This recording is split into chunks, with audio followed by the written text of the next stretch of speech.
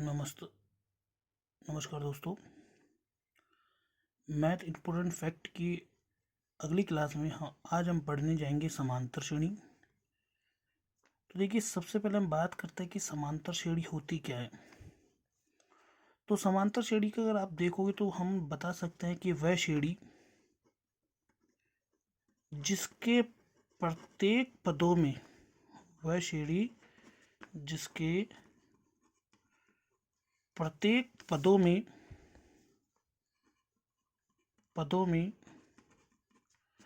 समान अंतर होता है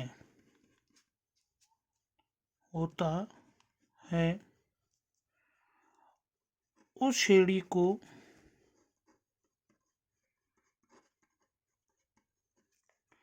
समांतर श्रेणी कहते हैं। उस श्रेणी को हम क्या कहते हैं? समांतर श्रेणी या समांतर श्रेणी कहते हैं। अब ये बात कैसे होगी कि वह श्रेणी जिसके प्रत्येक पदों में समान अंतर हो उसे हम समांतर श्रेणी कहते हैं? कैसे? देखिए, आपके पास एक श्रेणी है जो है 3, 7, 11, 15 और 19। ये हमने एक श्रेणी लिखी 3, 7, 11, 15, 19। इसमें अगर आप देखोगे तो इसके जो प्रत्येक पद है, जैसे कि ये जो संख्या है ये कहलाती है इसके पद। इसमें ये जो है ये पहला पद, ये दूसरा पद, ये तीसरा पद, ये चौथा पद और ये पांचवा पद।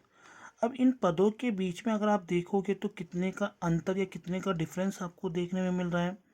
हम बोलेंगे कि प्लस के 4 का। 3 में 4 जोड़े 7, 7 में 4 जोड़े तो 11, 11 में 7 जोड़ेंगे तो 15, 15 में 7 जोड़ेंगे, 15 में 4 जोड़ेंगे तो 19। तो सभी पदों में एक समान संख्या का अंतर इसमें पाया गया है, इसलिए ये श्रेणी क्या है या ये श्रेणी क्या है? एक समांतर श्रेणी है। आगे इसी को हम आगे बढ़ाते हैं। तो देखिए, यहाँ से हम एक बात और निकाल सकते हैं कि इसका प्रत्येक पद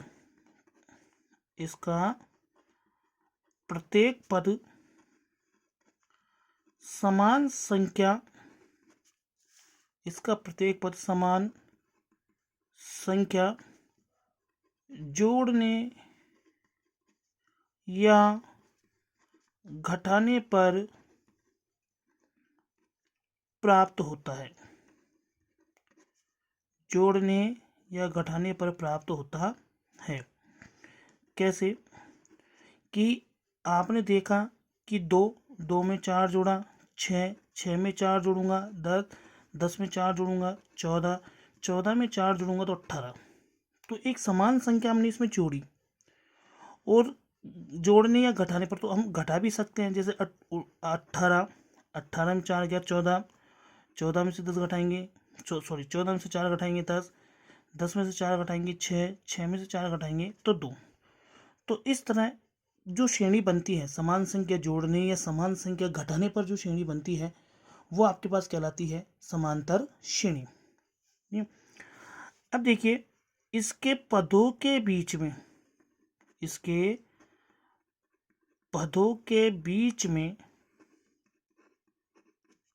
में जो अंतर पाया जाता है,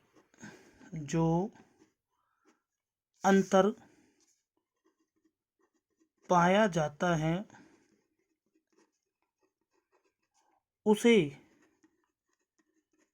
सार्व अंतर हम क्या कहते हैं?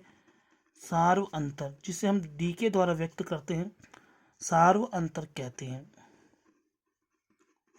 और यहाँ से आप एक बात और ध्यान दीजिए कि जो समांतर श्रेणी का प्रत्येक पद है या जो अंतर होता है, जो सार्व अंतर होता है, तो वो सार्व अंतर धनात्मक भी हो सकता है और ऋणात्मक भी हो सकता है। यानी धनात्मक कोई संख्या जोड़ने पर आता है और ऋणात्मक कोई संख्या घटाने पर आता है। तो सार्व अंतर जो होता है वो धनात्मक भी हो सकता है और ऋणात्मक भी हो सकता है। आगे चलते हैं। तो देखिए, समांतर श्रेणी में जो पद होते हैं उनके बारे में मैं आपको कुछ बताना चाहता हूँ कि जैसे मैंने लिखा 3, 7, 11, 15 और 19, ये मैंने कुछ पद लिखे। इसमें आपको पता है कि ये पहला पद है, ये दूसरा पद है, ये तीसरा पद है, ये चौथा पद है, ये पांचवा पद है। इसके आगे कुछ होगा तो वो छठा होगा, फिर सातवां होगा। तो ये जो पहला पद है इसे हम बोलते हैं A1, दूसरे पद को हम बोलते हैं A2, तीसरे पद को हम बोलते हैं A3, चौथे पद को हम बोलते हैं A4 और पांचवें पद को हम बोलते हैं A5। क्या बोलते हैं? पहले पद को A1, दूसरे पद को A2, तीसरे पद को A3, चौथे पद को A4, पांचवें पद को A5। ठीक है। अब यहाँ पर क्वेश्चन आपसे एक क्वेश्चन और पूछा जा सकता है, क्या दी गई श्रेणी समांतर श्रेणी है? क्या दी गई श्रेणी समांतर श्रेणी है? अब इस क्वेश्चन का आंसर देने के लिए जो भी पद हमारे पास दिए हुए हैं इनका हमें ज्ञात करना होगा सार्व अंतर, और यदि इन सभी पदों का सार्व अंतर समान है तो दी गई श्रेणी एक समांतर श्रेणी है, और यदि सार्व अंतर समान नहीं है तो हम बोल सकते हैं कि दी गई श्रेणी एक समांतर श्रेणी नहीं है। अब देखिए इसको किस तरह हम डिफाइन करेंगे। सबसे पहले हमें डी निकालना है। डी का मतलब होता है सार्व अंतर, और सार्व अंतर जो होता है वो किस तरह निकलता है? आगे वाले पद में से पीछे वाले पद को घटाना। कैसे? A2 माइनस का A1। इसी तरह मैं आगे निकालूंगा तो अब आगे वाला पद A3 हो गया और पीछे वाला पद कौन सा हो गया? A2। तो मैं लिखूंगा A3 माइनस का A2। फिर आगे चलूंगा तो अब आगे वाला पद हो गया A4 माइनस का A3, और फिर इसी तरह आगे वाला चलूंगा तो क्या हो जाएगा? A5 माइनस के A4। अब देखिए डी, यहाँ पर A2 आपके पास क्या है? 7, माइनस A1 कितना है? 3, और 7 में से 3 को घटाओगे तो आपके पास क्या आएगा? 4। इसी तरह इधर आ जाइए, A3 11 माइनस के 7, तो D बराबर 11 में से 7 को घटाएंगे तो हमारे पास क्या आएगा? 4। इसी तरह हम आगे चलते हैं D, A4। A4 का मान कितना हमारे पास? 15, और 15 में से हम किसको घटाएंगे? 11 को, तो क्या आ जाएगा? D बराबर में 4।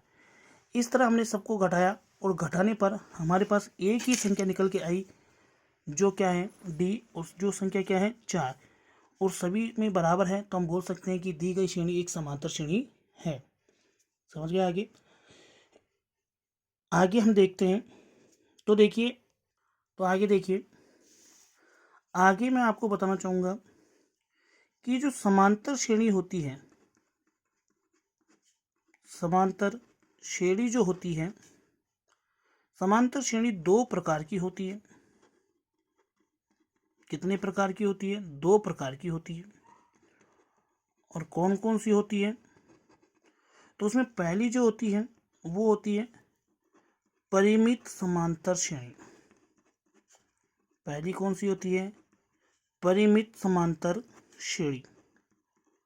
और ये जो होती है, ये क्या होती है? तो देखिए, वह श्रेणी जिसमें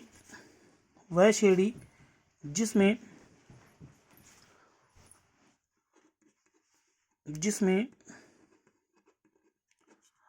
अंतिम पद दिया हो, अंतिम पद दिया हो, उसे परिमित समांतर श्रेणी कहते हैं। उसे परिमित समांतर श्रेणी कहते हैं। अगर आप इसका उदाहरण देखते हो तो किस तरह होगा? जैसे मान लीजिए कि 3, 7, 11 और डैश डैश लगाकर लास्ट में एक पद दिया हुआ है जो आपके पास हो सकता है 43। कितना हो सकता है? 43। इसका मतलब क्या हुआ कि ये समांतर श्रेणी 3 से प्रारंभ हो रही है, और एक समान संख्या यानी कि 4 इसमें जोड़ते जाओ और 43 पर जाते जाते ये समांतर श्रेणी खत्म हो जाएगी, यानी इसके आगे इसको नहीं बढ़ाना। इसलिए हम बोल सकते हैं कि समांतर श्रेणी में एक निश्चित पद होते हैं। परिमित समांतर श्रेणी में क्या होता है? निश्चित पद होते हैं। ठीक है। इसी तरह देखिए, दूसरी जो होती है वो होती है अपरिमित। और अपरिमित कौन सी होती है? देखिए, वह जिसमें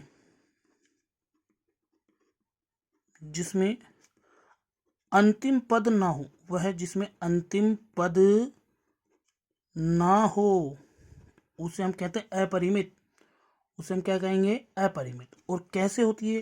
जैसे कि 3 है, 7 है और 11 है और आगे डॉट डॉट लगा के इसको छोड़ दें। इसका मतलब क्या है कि ये समांतर श्रेणी प्रारंभ तो 3 से हो रही है और इसमें एक समान संख्या जोड़ी भी जा रही है, लेकिन कहाँ तक जोड़ी जाएगी ये हमें नहीं पता, इसलिए इसको हम क्या कहेंगे? अपरिमित समांतर श्रेणी। इसी तरह कक्षा 10 के मोस्ट इम्पोर्टेंट फैक्ट में मैं आपको और बताता रहूँगा। यहाँ से आज हमने नई प्रश्नावली चालू की है, समांतर श्रेणी। कल मैं इसके सूत्र या अगली वीडियो में मैं इसके सूत्र और इसके कुछ एक सवाल आपके सामने रखूँगा, जो कि आपके बोर्ड एग्जाम को देखते हुए बहुत बहुत इम्पोर्टेंट होंगे।